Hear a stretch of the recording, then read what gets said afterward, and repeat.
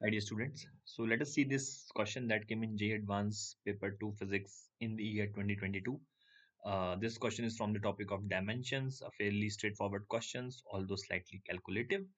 Um, this was an integer-based question. That means you will get +3 if you get this right, you get -1 if you get this wrong, and you'll get 0 if you leave it. I believe most of the students would have done this question quite comfortably. A very straightforward question from modern physics. So basically, magnetic field has been expressed in terms of electronic charge, mass of the electron, Planck's constant, and Coulomb's constant in this form. So I have to find the value of alpha plus beta plus gamma plus delta. Now, dimensions of magnetic field can be found out using the relation QVB is equals to force. So from here, magnetic field will have the dimension of force is kg meter per second square. So kg is mass, meter is length, per second square is -2, divided by charge is current into time. So I will use A into T. A stands for ampere over here, and V is velocity, which is LT inverse. So which gives us the dimensions of magnetic field as m t to the power -3, sorry, t to the power -1, t to the power -1, and uh, no, actually this will become not t to the power -1. This will cancel out, m will be left over, L will be gone, and t to the power -2 will be left, and A inverse will be left. So this is the dimensions of magnetic field. Electronic charge. Electronic charge is nothing but the charge, so it will have the dimensions of A into T, that is ampere into time.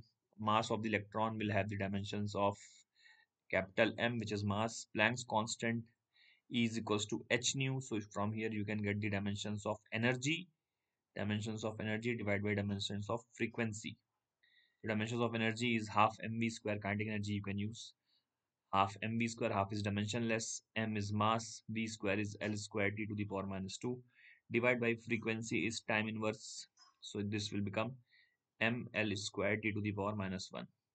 And k is Coulomb's constant, so that can be found out using Coulomb's law, F equals to k q1 q2 by r square. So that means this will be F into dimensions of r square, okay, divided by q1 q2. So basically this will become force is nothing but kg meter per second square, that is L square divided by A square t square, right?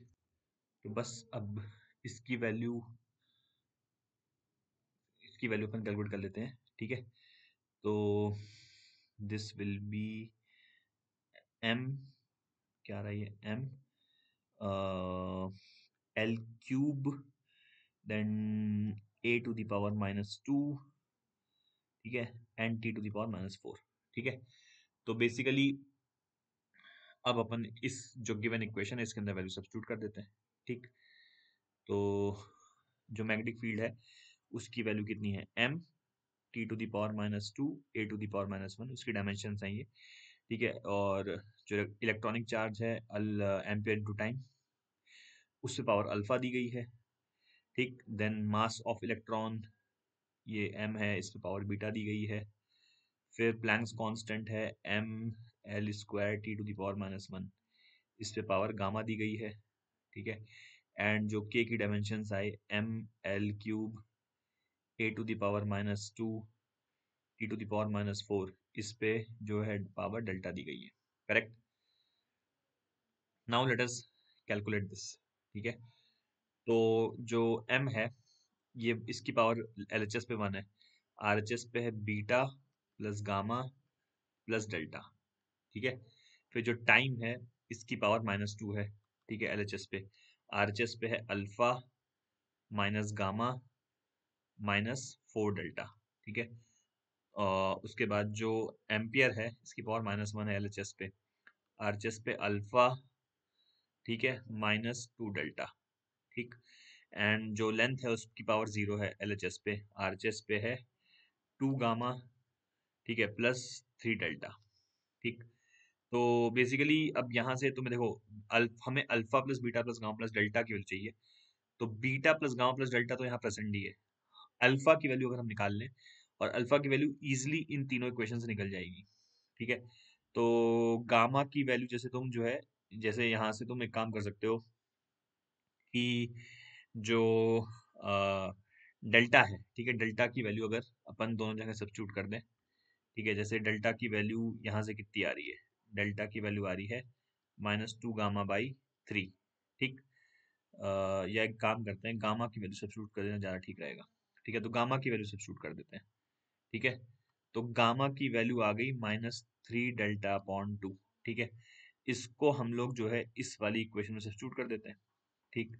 तो इससे आ जाएगा -2 is equals to alpha +3 delta -4 delta, ठीक है। And ये जो -1 वाली equation है, इसमें -1 की वैल्यू किसके बराबर आ जाएगी, अल्फा -2 डेल्टा, ठीक है। बस अब इन दोनों इक्वेशन को तुम सॉल्व कर लोगे ना, ये जो दोनों इक्वेशन आई हैं, ठीक, तो उसको सॉल्व कर लोगे तो अल्फा की वैल्यू यहाँ से 3 आ जाएगी, ठीक है। The moment you solve this, alpha की वैल्यू यहाँ से 3 आ जाती है। तो अल्फा की वैल्यू अगर 3 आ गई तो फिर वो यहाँ सब्स्टिट्यूट कर दो, इस मतलब यहाँ से हम बोल सकते हैं कि भाई अल्फा 3 है और beta plus gamma plus delta जो है 1 था, तो ये 3 + 1 ये 4 आ जाएगा तुम्हारा, ठीक है। I hope you would have understood. It was a fairly simple question, which I'm sure many would have done. Thank you.